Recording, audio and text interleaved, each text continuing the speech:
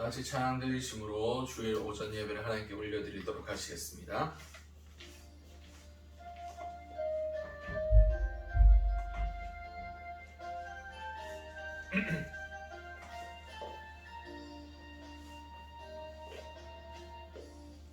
하늘의 문을 여소서, 이곳을 주목하소서. 주를 향한 노래가 꺼지지 않으니 하늘을 열고 보소서. 이곳에 임재하소서. 주님을 기다립니다. 기도의 향기가 하늘에 닿으니 주여 임재하여 주소서. 이곳에 오셔서 이곳에 앉으소서. 이곳에서 드리는 예배를 받으소서. 주님의 이름만이, 오직 주의 이름만 이곳에 있습니다. 이곳에 오셔서 이곳에 앉으소서. 이곳에서 드리는 예배를 받으소서. 주님의 이름만이, 오직 주의 이름만 이곳에 있습니다.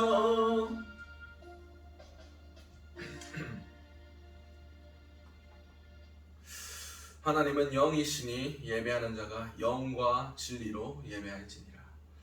사랑하나 충만하신 아버지, 은혜를 너무나 감사드립니다. 오늘 우리가 우리의 육적인 것이 아닌, 우리 혼적인 것이 아닌 우리의 영으로 주님께 예배 드리기를 원합니다. 주여, 우리에게 죽어있는 영혼을 깨우사 주님과 소통할 수 있게 하시고, 우리가 성전 뜰만, 성전 마당만 밟고 돌아가는 것이 아니라 살아계신 하나님을 배움는 귀한 은혜들이 이 시간 가운데 있길 원합니다. 주여, 우리가 온전히 영이신 주님을 영의 눈을 떠서 바라볼 수 있는 은혜를 우리 가운데 허락하여 주시옵소서. 이 모든 것들 살아계신 우리 주 예수 그리스도의 이름으로 기도드렸습니다. 아멘. 우리 사도신경으로 우리 신앙을 하나님께 고백하도록 하겠습니다. 나는 전능하신 아버지 하나님, 천지의 창조주를 믿습니다. 나는 그의 유일하신 아들 우리 주 예수 그리스도를 믿습니다. 그는 성령으로 잉태되어 동정녀 마리아에게서 나시고 본디오 빌라도에게 고난을 받아 십자가에 못 박혀 죽으시고 장사된 지 사흘 만에 죽은 자 가운데서 다시 살아나셨다가 하늘에 오르시어 전능하신 아버지 하나님 우편에 앉아 계시다가 거기로부터 살아있는 자와 죽은 자를 심판하러 오십니다. 나는 성령을 믿으며 거룩한 공교회와 성도의 교제와 죄를 용서받는 것과 몸의 부활과 영생을 믿습니다. 아멘.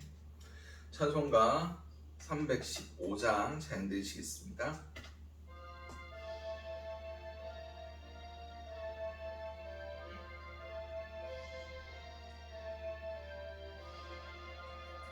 내 주 되신 주를 참 사랑하고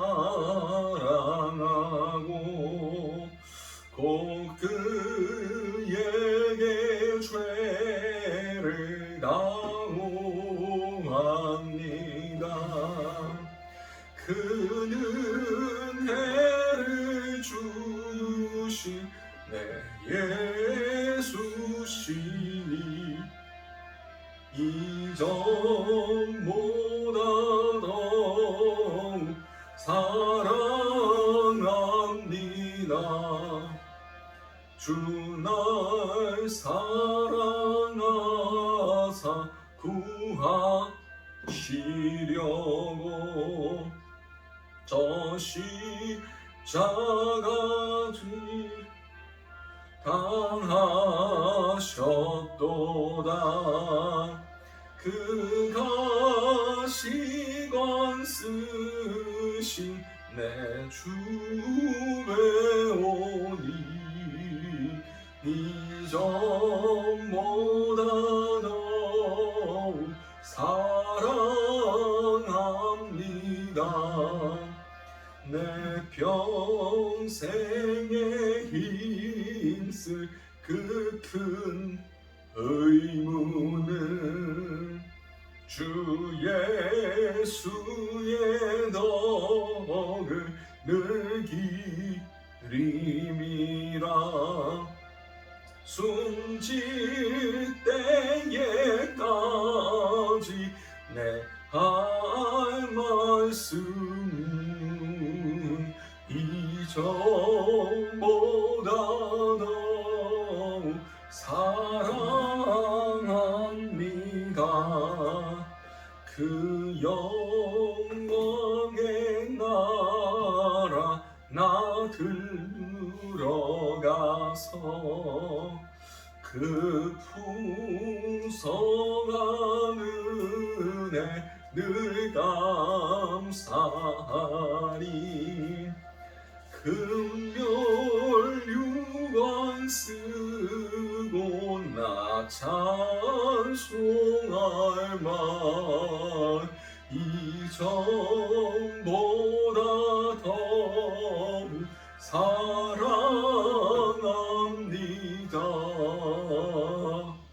아멘. 유진 사모님 나오셔서 우리 대표서 기도해 주시겠습니다.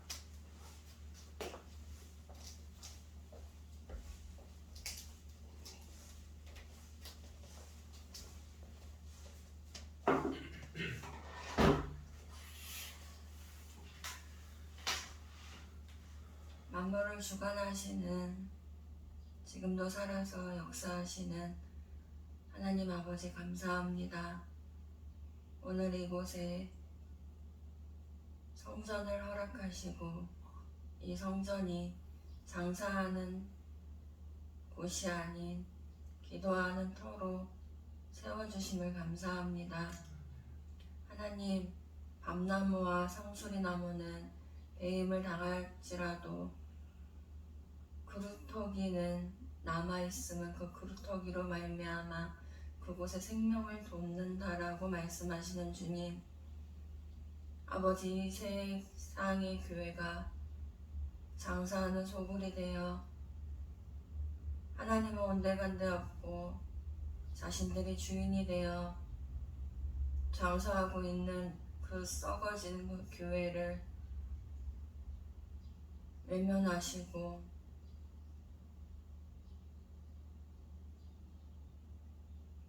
그루터기로 말미암아 세상의 그 어떤 것도 따라가지 아니하고 날마다 자기 자신들을 부인하며 예수님이 가신 그 길, 골고다의 그 언덕의 길, 눈물의 골짜기, 사망의 골짜기를 주 예수와 동행하니 그 어느 곳이 하늘나라라고 고백하는 그 구루터기, 그 교회들이 이 세상을 다스리는 은혜를 허락하여 주시옵소서. 주님, 지금도 이 세계 곳곳에서 하나님이 내 주인이라는 그 고백만으로 모든 것을 다 버리고 심지어 목숨까지 버리고 예수만을 위해 따라가는 그 교회들을, 그 성전을 하나하나 찾아가셔서 이 예배를 통하여서 위로하여 주시고 힘을 주시고 또한 죽어가는 그 영혼들, 힘들어서 지쳐가는 그 영혼들에게 이 예배를 통하여서 주님 다시 한번 십자가의 길을 갈 수 있는 그 힘과 능력을 허락하여 주시옵소서. 하나님, 오늘도 이 예배로 말미암아 썩어져가는 그 하늘의 씨앗이 생명력을 얻게 하여 주시고 이 말씀이 시공간을 초월하여서 하나님의 그 생명의 말씀으로 전달되는 은혜가 이곳에서 있기를 원합니다. 주님, 오늘도 이곳에서 좌정하여 주시고 이곳에서 홀로 영광 받아 주시옵소서. 예수님 이름으로 기도드렸습니다. 아멘.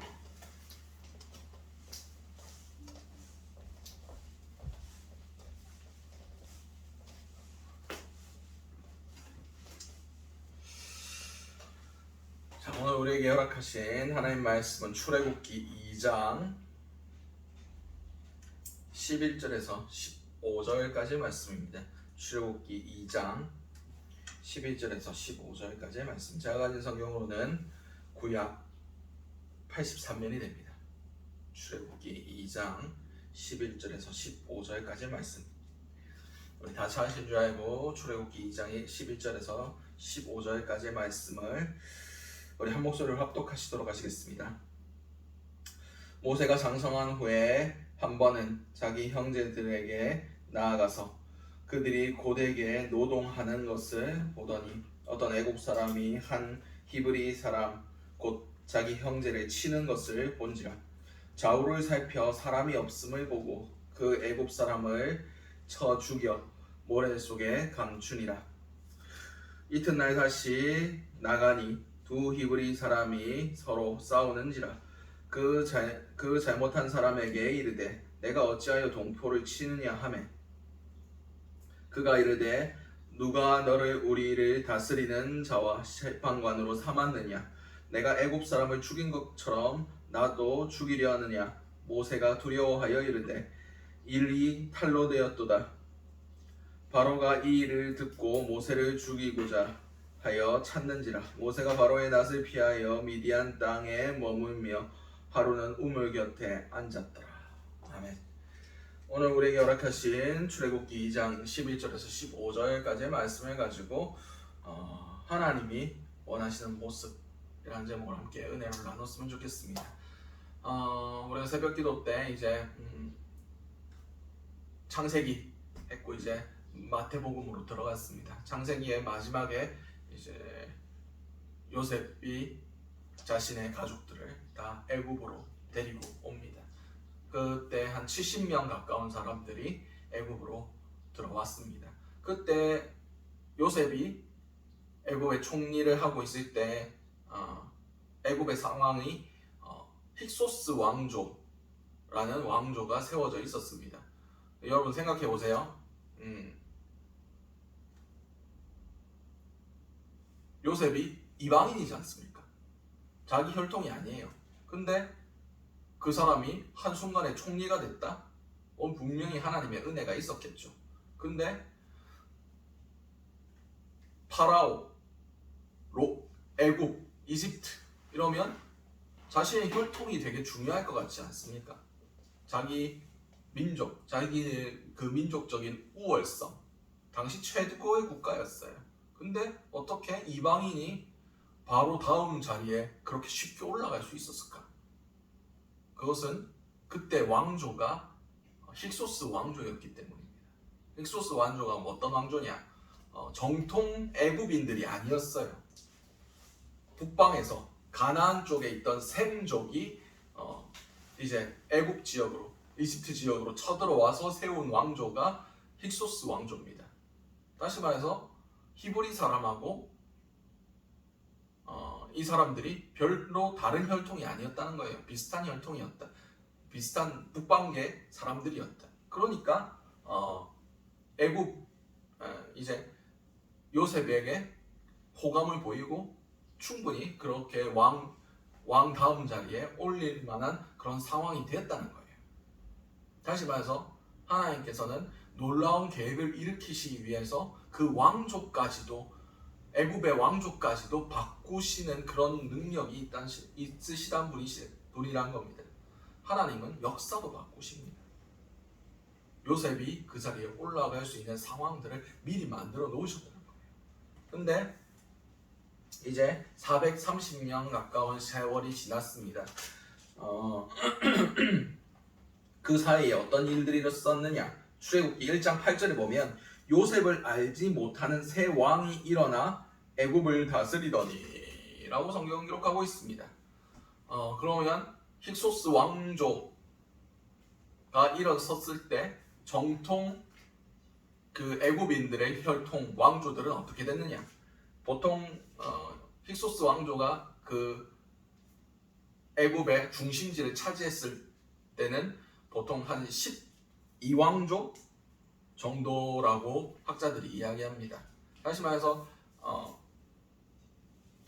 요셉이 힉소스 왕조에서 그 총리를 하고 있을 때 정통 애굽의 바로들은 저 밑으로 밀려나가지고 12왕조부터 18왕조까지 그냥 어디 이상한 데서 조용히 살아요. 근데 18왕조 때 국력을 회복해서 이제 힉소스 왕조를 물리치고 정통 이제 애굽의 전체적으로 통치권을 회복하기 시작합니다. 다시 말해서 이 요셉을 알지 못하는 왕이라는 것은 힉소스 왕조가 물러나고 정통 애굽 왕조가 다시 정권을 잡았다라는 뜻으로 해석할 수 있습니다. 여러분 생각해 보세요. 북방계 사람들이 우리의 왕권을 빼앗았다. 근데 북방계하고 친한 사람들이 우리 땅에 눌러 살고 있다. 처음에 70명으로 시작했는데 한 200만 가까운 사람들이 불어나고 있다. 그들이 자신의 눈에 좋게 보이겠습니까? 쟤들과 비슷한 혈통이 우리나라를 빼앗았어. 이렇게 생각 안 하겠어요? 그러니까 이 애굽인들이 왕권을 차지한 정통 애굽인들이 이제 유대인들을 히브리인들이죠. 당시 유대인이라고 부를 상황이 아니었으니까 히브리인들을 탄압하기 시작합니다. 그래서 고된 노역을 시키고 그렇게 노예로서 부려먹기 시작한 거죠. 이게 출애굽기를 이해하기 전에 상황이라고 보시면 됩니다. 그래서 막 계속해서 히브리인들의 수가 늘어나니까 어떤 왕명을 내립니까? 바로가 어떤 명령을 내립니까? 산파들을 불러가지고 여자면 그냥 놔두고 남자가 태어나면 나일강에 버려라 라는 명령을 내리죠. 이 명령을 내린 사람이 그 고고학자들이 발굴을 했어요. 그래서 문서에 이런 사건이 실제로 기록되어 있는 문서가 있었습니다. 그게 투투모스 1세의 기록에 남아 있습니다. 투투모스 1세가 히브리인들을 강가에 아기들을 버려라 라는 왕명이 기록된 그런 파피루스들, 그런 기록들이 남아 있는 걸로 출토된 게 있습니다. 이게 투투모스 1세가 그런 명령을 내렸어요. 얘가 주전 1539년부터 1514년까지 다스렸던 애굽의 바로였습니다. 근데 모세 어머니가 모세를 낳았더니 그가 오늘 본문의 2장 2절에 보면 그 여자가 임신하여 아들을 낳으니 그가 잘생긴 것을 보고 석 달 동안 그를 숨겼으나 잘생겼다라고 성경 기록하고 있습니다. 그리고 히브리서에 보면 히브리서의 믿음장이죠. 그가 아름다운 것을 보고 그를 숨겼다고 기록되어 있는데 이 아름답다라고 표현된 것을 헬라어로 번역하면 도시의 라는 표현으로 헬라어로 기록되어 있습니다. 도시의, 그렇게 세련된 이런 의미보다는 도시를 어떻게 짓습니까? 로마는 한 도시를 계획적으로 지어요. 여기는 뭘 넣고 여기는 뭘 넣고 이런 식으로 계획적으로 도시를 지었습니다. 그래서 헬라어의 도시적이다 라는 것은 계획적이라는 거예요. 다시 말해서 모세 어머니는 이 모세를 보고 이 아이 가운데 하나님의 계획하심이 있구나 라는 걸 본 거예요. 그냥 단순히 아이고 잘생겼네, 아이고 예쁘네 해서 숨긴 것이 아니라 이 모세를 향한 하나님의 계획하심을 그 어머니는 믿음의 눈으로 봤다는 겁니다. 그래서 그 아이를 숨겨요. 근데 계속 커가고 아기 울음소리가 나고 하니까 도저히 감당이 안 되는 겁니다. 그래서 갈대 상자를 엮어다가 거기에 역청을 바르고 그것을 나의 강가에 띄웁니다. 그런데 어떻게 됩니까? 이제 바로의 공주 딸이 이 갈대 상자를 발견해서 자신의 양자로 삼죠. 이 딸이 투투모스 1세의 딸인 공주 하셉수트라고 학자들이 이야기합니다. 나중에 이 하셉수트가 거의 여왕의 지위 비슷한 것까지 올라가요. 그러니까 실질적으로 나라를 다스리진 않았지만 거의 섭정하는 거 있지 않습니까? 왕들을 세우면서 그 거의 실권을 쥐고 있는 그런 자리까지 올라갑니다. 다시 말해서 모세가 도망 안 가고 잘 사고 안 치고 있었으면 거의 바로가 될 수 있을 가능성이 있었던 상황이었어요. 자기 엄마가 이제 초강대국 그 애굽의 실권자인데, 아무튼 그것은 나중에 얘기하고 그리고 이 공주가 얘를 키워야 되는데 어떻게 키워야 될지 모르니까 미리암이 애 잘 보는 사람 있다 해가지고 자기 모세 어머니를 소개시켜 줍니다. 일자리를 알선해 주죠. 그래서 모세 어머니는 졸지에 돈 받고 자기 자녀를 키우는 그런 재미난 현상이 하나님 뜻 안에서 일어나죠. 근데 여기서 중요한 것이 그의 어머니와 이 모세와의 관계 가운데 이 모세가 자기가 히브리인이라는 정체성을 가지고 살았다는 겁니다. 제가 몇 번 말씀드렸지만 지금의 유대인은 모계 사회입니다. 남자가 중요한 것처럼 여겨지지만 정통 유대인 남자와 이방인 여자가 결혼해서 낳은 자녀들은 유대인으로 안 쳐줍니다. 근데 정통 유대인 여자와 이방인 사람이 결혼해서 낳은 자녀들은 유대인으로 인정해줘요. 왜냐? 그 자녀들을 교육하고 유대식 교육을 하면서 유대인이라는 정체성을 심어주는 게 어머니라는 겁니다.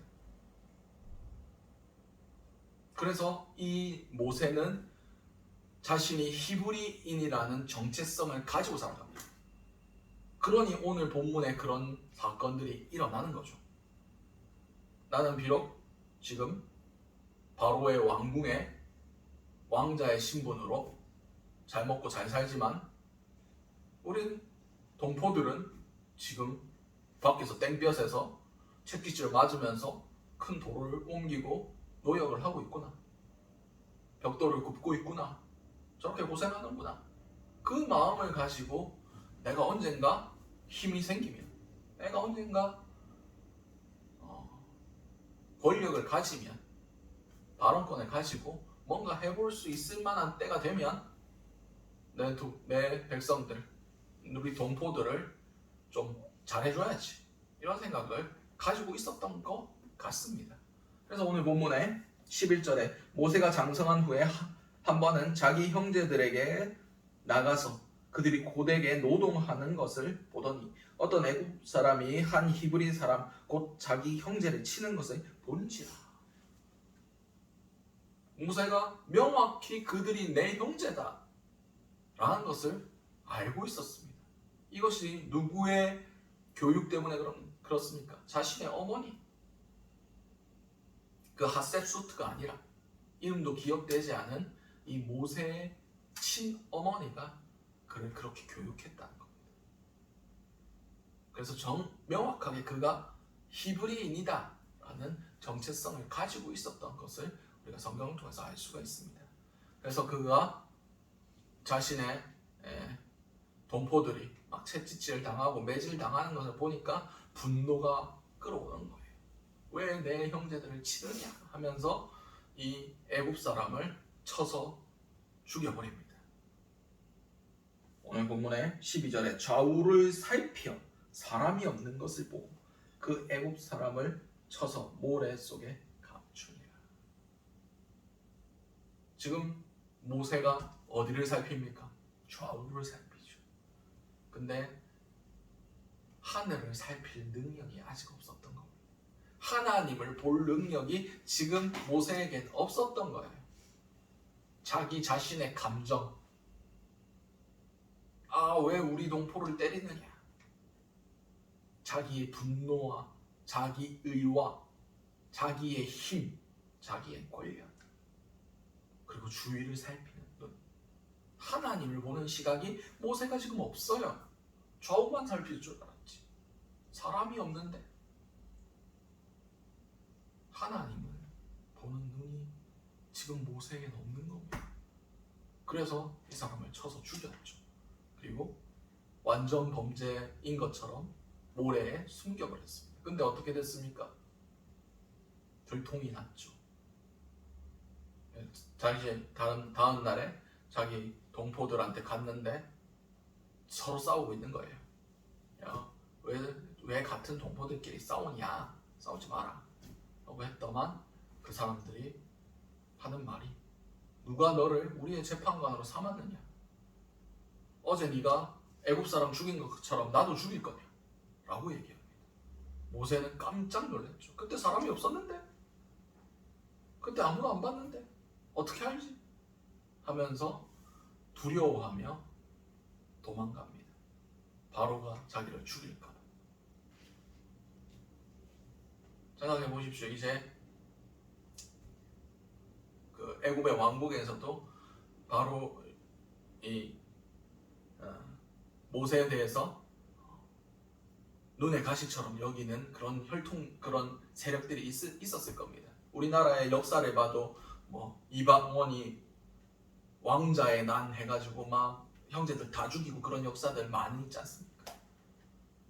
그래서 이 모세 말고 다른 왕자들, 뭔가 모세에게 책 잡을 거 하나라도 나와라 라고 생각하고 있는 그 사람들이 제대로 걸었다. 얘 이제 죽일 방법을 찾았다 하면서 눈이 빨개가지고 모세를 이제 그 애굽 사람을 죽인 걸 가지고 어떻게든 끌어내리려고 그런 계획들이 있었을 겁니다. 그래서 모세가 두려워해서 어디로 도망갑니까? 저 미디안 광야, 거기에 우물가에 쭈그리고 앉아 있는 거죠. 이게 왜 필요했겠습니까? 아까도 말씀드렸듯이 모세에게는 하늘을 볼 수 있는 눈이 없었어요. 하나님을 볼 수 있는 눈이 없었습니다. 모세의 삶은 정확하게 3등분이 됩니다. 개미를 3등분으로 나누면 어떻게 됩니까? 가로 가로 가로. 누가 초등학생 1학년 문제에 그렇게 나왔다는데, 그래서 그 애가 뭐라고 적었는지 아십니까? 죽는다. 개미를 3등분으로 나누면 죽는데요. 아무튼 모세가 애굽의 왕자로서 40년, 그리고 광야에 잊혀진 목자로서의 40년, 그리고 하나님이 쓰시는 민족의 지도자로서의 40년, 정확히 40에서 124를 살다가 하나님의 부름을 받습니다. 이 앞에 40년, 그거는 무엇을 위한 삶이었을까요? 그냥 자기 의를 위한 삶이었어요. 여러분 생각해 보세요. 내가 어떤 한 민족을 구원해야 돼. 근데 한 사람을 세워야 돼. 지위가 왕자야. 좀 있으면 바로 그 나라의 실권자가 될 수도 있는 가능성이 있는 그런 사람이야. 다른 한 사람은 어딘가 잊혀진, 아무도 못 찾는 그런 이상한 광야의 목자야. 그것도 나이도 많아. 80살이야. 여러분은 누구를 친구로 삼고 누구를 세워서 큰 일을 행하겠습니까? 당연히 애굽의 왕자죠. 그게 훨씬 일의 진행이 쉽지 않았겠습니까? 훨씬 한 민족을 구원하는데 일사천리로 야 쟤들 보내 하면 딱 끝나는 일이었어요. 근데 하나님은 그런 사람을 원하지 않으셨습니다. 여러분 생각해 보세요. 도망자로 도망 나와가지고 우물가에 곁에 앉아 있을 모세의 모습을 한번 생각해 보세요. 얼마나 처량합니까? 하루 전날 밤에 그 모든 부와 모든 권력과 모든 좋은 것들을 누렸던 바로 그 사람이 지금 아무것도 없이 어디 있는지도 모를 우물가에 혼자 쪼그려 앉아 있다고 생각해 보세요. 하나님은 이 모습을 원하셨습니다. 자신의 모습, 자신의 권력에 취해서 자신의 의에 가득 차서 주위를 살펴보고 하나님은 없어요. 하나님을 물어볼 생각도 안 했어요. 사람이 없네? 죽여야겠다 해서 쳐서 죽이는 그런 혈기 가득한 민족을 향한 그냥 불같은 그런 마음밖에 없는 그런 모세를 하나님은 원하지 않으셨다는 겁니다. 이 40년간의 바로의 왕궁에서의 생활은 하나님이 모세를 쓰기 위한 모습들이 아니었어요. 그리고 그 광야에서의 40년의 시간들, 목자로서의 40년의 시간들이 이 왕궁에서 그의 몸에 배어 있었던 것들이 하나하나 제거되어 가고 힘을 빼어가고 있는 과정이 그 목자로서의 40년간의 생활이었을 겁니다. 그래서 모세를 하나님께서 부르셨을 때 모세가 뭐라고 얘기합니까? 보낼 사람을 보내세요. 나 같은 사람 말고 좀 능력 있는 사람, 좀 매력적인 사람, 좀 뭔가 큰 일을 할 사람을 보내십시오. 나는 혀가 뻣뻣한 사람입니다. 말 못하는 사람입니다. 제가 이 문장을 계속해서 묵상해봤는데 아마 모세가 정신적인 충격을 받아가지고 실어증 비슷한 대인기피증 아니면 말 더듬는 그런 것에 정신적 충격 때문에 겪지 않았을까라고 생각됩니다. 생각해 보세요. 모세가 지금 우물가에 앉아 있는데 사람이 달갑게 다가올까요? 야, 저 사람이 애굽에서 온 나를 아는 사람이 아닐까? 야, 저 사람이 애굽 왕에게 내가 여기 있다고 꼰지르면 군대 끌고 와서 나 죽일 텐데 40년간의 그런 두려움에서 살았을 거예요. 그런 모세가 사람을 만나서 대화하기에 편했겠습니까? 사람 있는 곳은 무조건 피해 다녔을 거예요. 사람이 있으면 말도 못하고 이러면서 정신적인 그런 질병에 걸려 있었을 수도 있습니다. 그래서 내가 말이 뻣뻣한 사람입니다. 내가 사람 만나면 말 못해요. 두려움이 가득 차 있었으니까. 충분히 가능성 있는 얘기들입니다. 하나님은 혈기왕성하고 내가 뭐 할 수 있다. 내가 다 할 수 있다. 내가 내 힘으로는 이룰 수 있다. 내게 권력도 있고 돈도 있고 지위도 있고 힘도 있고 의욕도 있다. 이런 모세 필요 없으셨어요. 여러분 운동하는데 처음에는 초짜들 처음 시작하는 사람은 온갖 잘해야지 하면서 힘을 다 줘서 뭔가를 합니다.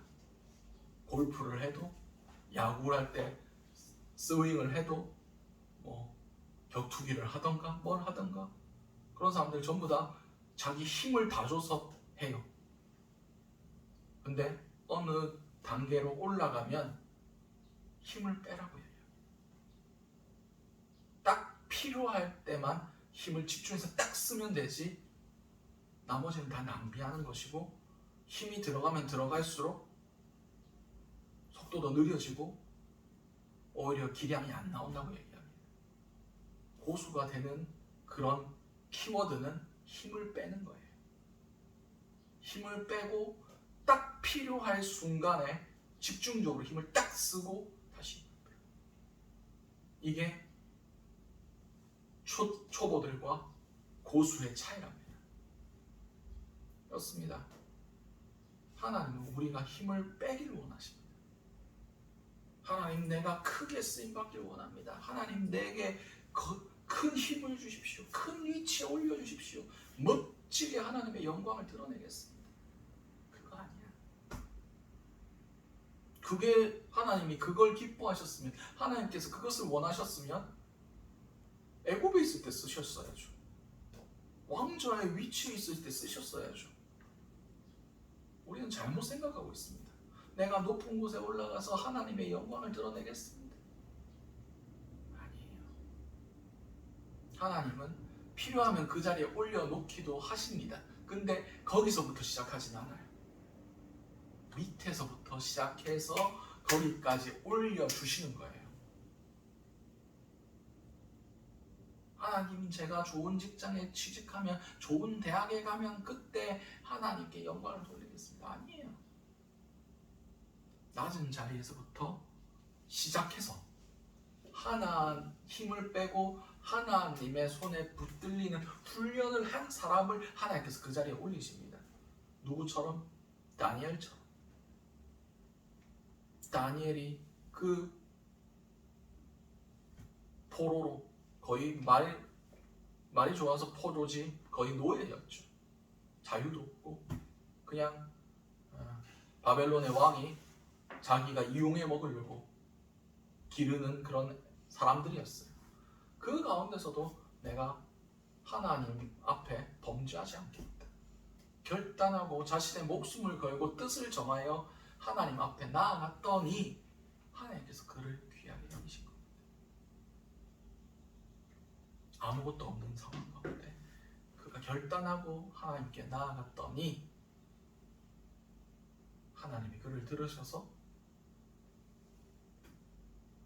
그 거대한 제국의 실권자로 세워주셨지 않습니까? 그런 인식이 있었으니까 그 사자굴에 들어가는 그 왕의 조서가 찍힌 줄 알고도 늘 하던 대로 예루살렘을 향한 창문을 열고 밖에서 다 보이는 데서 하나님께 감사하고 절하지 않습니까? 그렇게 절할 수 있었던 이유가 뭡니까? 다니엘이 아는 거예요. 내가 지금 이 자리에 있을 수 있었던 거 내 능력 아니다. 내가 잘나서 아니다. 하나님이 나를 필요로 하셔서 이 자리에 앉히셨다. 그러니까 내가 이 자리를 지키는 것보다 더 중요한 것은 하나님께 감사하는 거다. 하나님께서 원하시는 위치에 머무는 거다. 다니엘에게 중요한 것은 그 총리의 자리가 아니었어요. 하나님 앞에 머무는 그 기도자, 예배자, 감사하는 자의 자리. 하나님이 그 다니엘이 그 사자굴의 시험을 통과한 후에 무엇을 보여주십니까? 이상과 계시와 놀라운 하나님의 계획들을 그를 통해서 보여주시지 않습니까? 다니엘이 그 시험, 사자굴의 시험을 통과하지 못했으면 그거 안 보여주셨을 거예요. 그냥 창문 닫고 조용히 골방에서 기도했으면 그거 안 보여주셨을 거예요. 이제 왕의 조서가 찍혔으니까 이거 조서의 효력이 끝날 때까지는 조용히 좀 몸살이고 내 위치 중요하니까 하나님 나중에 어떻게 쓰시겠지. 그러면 하나님이 1순위에서 2순위로 밀려난 거 아닙니까? 하나님은 쓸 사람을 씁니다. 높일 사람을 높여요. 높여주시면 그 다음 아니에요. 하나님은 낮은 자를 들어서 높은 자들을 부끄럽게 하시는 그런 방식을 사용하십니다. 하나님은 굉장히 효율적으로 일하세요. 여러분 생각해 보십시오. 애굽의 왕자가 왕이 돼서 바로가 돼서 히브리 민족들을 구원했다. 아무것도 없는 목자를 하나 사용해서 온갖 이적과 기적과 그런 상상도 할 수 없는 그런 일들을 행하셔서 하나님께서 이스라엘 민족을 출애굽시키셨다. A와 B, 전자와 후자, 어느 게 더 하나님의 능력이 나타납니까? 그냥 첫 번째는 애굽 왕이 그냥 가라 해서 갔다. 그냥 정치적인 사건이에요.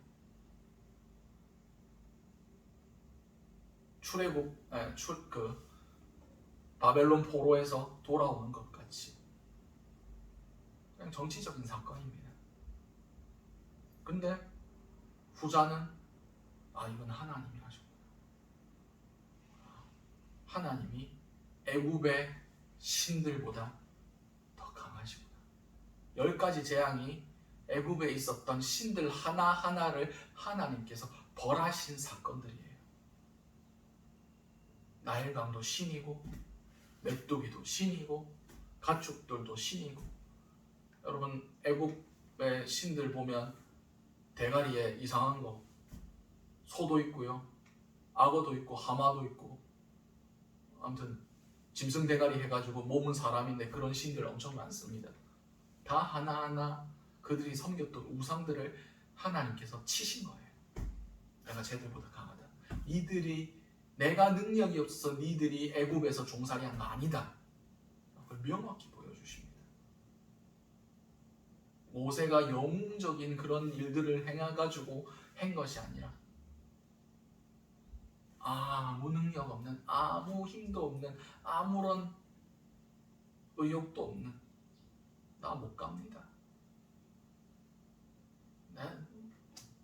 좀 힘있고 젊고 좀 할만한 사람 보내세요. 난 이제 다 끝났습니다. 그냥 여기서 조용히 살다가 조용히 죽을 겁니다. 그런 모세가 이 일을 행했어요. 어느 게 더 하나님의 영광을 나타낼 수 있겠습니까? 하나님은 하나님의 영광이 드러나는 방향으로 일하십니다. 저 사람 통해서 일했으면 저 사람이 그만한 능력이 있었으니까 하는 거겠지. 그런 말이 안 나올 위치까지 우리를 낮추세요. 그렇습니다. 이제 경제적으로도 상황적으로도 퍼펙트 스톰이 온다, 그런 얘기를 하더라고요. 여러분 범선 있지 않습니까? 돛 달고 앞으로 나가는 배. 바람이 불 때는 돛을 펼치고, 바람이 없을 때는 노를 젓고 그렇게 갑니다. 근데 태풍이 오면 어떻게 되는 줄 아십니까? 돌을 다 접습니다. 돛을 다 접고 다 내리고. 왜냐하면 바람이 불면 그것이 다 꺾여 나가고 날아가니까, 배가 어디로 가는지 모르니까 그냥 운에 맡기는 거. 다 힘 빼고 기도하고 그냥 살아남으려고 짐도 버리고 그렇게 하는 겁니다. 이제 경제적으로 여러 가지 모습들로 퍼펙트 스톰이 온다고 그럽니다. 여러분, 이걸 위해서 우리가 무엇을 준비해야 되나요? 힘 빼는 법을 준비해야 됩니다. 우리의 돛을 접는, 그리고 우리의 노를 집어넣는 훈련을 해야 됩니다. 나 자신, 어떠한 상황 가운데서도 주님께서 행하실 것들을 기대하며 나아가는 것. 내 힘, 내 스펙, 내 능력, 그게 중요한 게 아닌가. 하나님의 은혜 가운데 힘 빼고 폭풍 가운데를 주님의 행하심을 신뢰하며 믿고 걸어가는 것. 우리가 뭔 대단한 능력이 있어서 그게 되겠습니까? 뭘 해도 안 돼요. 뭘 해도 거기선 살아남을 수가 없어요. 그냥 믿고 나가는 거죠. 발버둥 치면 발버둥 칠수록 더 휩쓸릴 겁니다. 두려움이 몰려오는 가운데도 내 힘을 내지 아니하고 가만히 견디며 내 자리를 지킬 수 있는 능력. 내 힘을 뺄 때 주어지는 겁니다. 내가 가진 것들을 내려놓을 때, 내가 누리고 있던 것들을 포기할 때, 그리고 하나님만에 붙들 때 우리에게 허락되는 하나님의 은혜입니다. 하나님이 원하시는 모습은 모세가 혈기 가득하여 그 모든 것들을 누리고 있을 때 그 모습이 아니었어요. 좌우를 살피면서 사람이 없으니까 사람을 때려 죽이는 그런 모습이 아니었어요. 미디안, 아무도 모르는 그 우물가 곁에 쭈그리고 앉아있는 그 모습이었어요. 하나님이 원하시는 모습. 여러분, 하나님이 원하시는 모습으로 준비되어 가고 있습니까? 내가 스펙을 쌓아야지, 내가 높은 자리에 올라가야지, 내가 뭔가를 해낼 수 있다는 걸 사람들에게 보여줘야지. 그럼 하나님 절대 안 씁니다. 야, 저 사람이 잘나서 하나님이 하셨구나. 아, 저 사람이 잘났으니까 하나님이 좀만 도와주니까 저 사람의 노력과 저 사람의 어떠한 것이 드러났구나. 그럼 그 사람이 칭찬을 받죠. 야, 하나님 저런 사람도 쓰네. 야, 하나님 저런 무명한 자를 들어서 하나님의 역사를 이루시네. 하나님 대단하시다. 이게 더 이상 하나님의 영광을 드러내지 않겠습니까? 우리는 하나님의 원하시는 모습, 하나님의 쓰시기에 합당한 모습이 되어 있어야 됩니다. 온유함.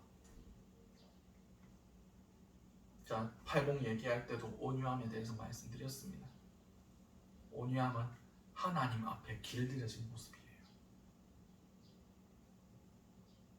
내 생각과 내 뜻과 내 방향성과 전혀 다르지만 하나님이 이끄시는 대로 갈 수 있는 능력, 이게 온유함입니다. 모세가 40년 동안 배운 것, 내 능력을 꺾을 수 있는, 내 생각과 내 뜻을 꺾을 수 있는 능력, 우리에게 이것이 필요합니다. 마지막 때 우리에게 요구되는 능력은 온유함입니다. 모세가 지면의 모든 사람들보다 그 온유함이 승하더라, 더 높더라. 그냥 아이고 잘합니다, 아이고 좋습니다, 아이고 사랑합니다, 아이고 축복합니다, 이게 온유함이 아니에요. 하나님의 뜻에 길들여진 사람. 하나님은 온유한 자를 찾고 계십니다. 하나님은 겸손한 자를 찾고 계십니다. 자신의 힘을 의지하지 않는 사람, 자신이 아무것도 아니라는 것을 고백할 수 있는 사람, 내가 죄수 중에 개수다, 내가 만삭되지 못해서 나은 자다, 7푼이 8푼이다, 그렇게 고백하는 사람, 내가 이루는 이 역사들이 내가 아니라 하나님이 하신 것이다 라고 얘기할 때 모든 사람이 그렇겠다 싶은 사람, 하나님은 그런 사람을 지금도 찾고 계세요. 저와 여러분들이 그런 사람 될 수 있습니다. 하나님이 너 토익 얼마 받아야 돼? 너 직장 어디가 돼야 돼? 너 인간관계는 뭐 인스타그램 팔로우 몇만 넘어야 돼. 그렇게 하면 우리 쓰임 받을 수 있습니까? 못 받죠. 당연히 못 받죠.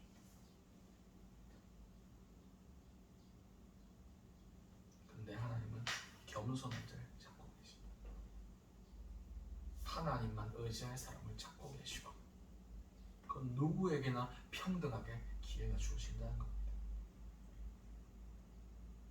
하나님만 간절히 붙들 수 있는 사람, 하나님은 지금 그런 자들을 준비시키고 계시고 찾고 계시고, 그런 자들을 통해서 마지막 하나님의 계획을 이루기를 원하고 계십니다. 저와 여러분들이 될 수 있어요. 누구나 할 수 있지만 아무나 하지 않는 것, 하나님은 그것을 우리에게 요구하십니다. 누구나 할 수 있어요. 힘 빼는 거. 힘 빼는 게 어렵습니까? 근데 잘 안 되죠. 그렇게 하면 내가 죽을 것 같고, 내가 세상 가운데 잊혀질 것 같고, 무시당할 것 같고 하니까 못하는 겁니다. 그러니 어린아이같이 자기를 낮추는 자는 하나님 나라의 큰 자라고 얘기하지 않습니까? 우리는 하나님이 원하시는 모습을 준비하시는 지혜가 저와 여러분들에게 있으시길 바랍니다. 기도드리시겠습니다. 사랑하는 충만하신 아버지, 그날 너무나 감사드립니다. 오늘 주님께서 원하시는 모습에 대해서 함께 나누게 하심을 너무나 감사드립니다. 하나님이 원하시는 모습은 애굽의 왕자로서 힘과 권력을 그리고 혈기를 가진 사람이 아니라 모든 것들을 실패하고 낮아지고 자기를 부인하고 그렇게 초라하게 잊혀져가는 한 사람을 주께서 찾고 계셨다는 것을 우리가 깨달아야 하심을 너무나 감사드립니다. 주여, 우리가 그 자가 될 수 있게 원합니다. 주께서 찾으시는 주께서 원하시는 모습으로 준비되어 있는 자들이 될 수 있게 원합니다. 주여, 우리가 실력을 쌓기보다 하나님을 바라보는 믿음, 하나님의 손에 붙들리는 능력, 낮은 자리에 겸손하게 머무는 능력을 우리가 얻기를 원합니다. 그런 걸 통해서 하나님께서 우리에게 행하신 역사들이 내 의가, 내 칭찬이 되는 것이 아니라 온전히 주님의 영광이 될 수 있는, 주님께 영광을 돌려드릴 수 있는 그런 자들이 될 수 있게 도와주시옵소서. 이 모든 것들 살아계신 우리 주 예수 그리스도의 이름으로 기도드렸습니다. 아멘. 찬송가 323장 찬양 드리시며 준비하신 예물 하나님께 올려드리도록 하시겠습니다.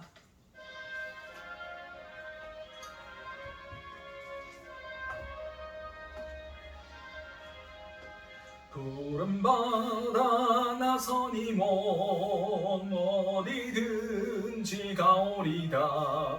괴로우나 즐거우나 주만 따라가오리니 어느 누가 막으리까. 죽음인들 막으리까.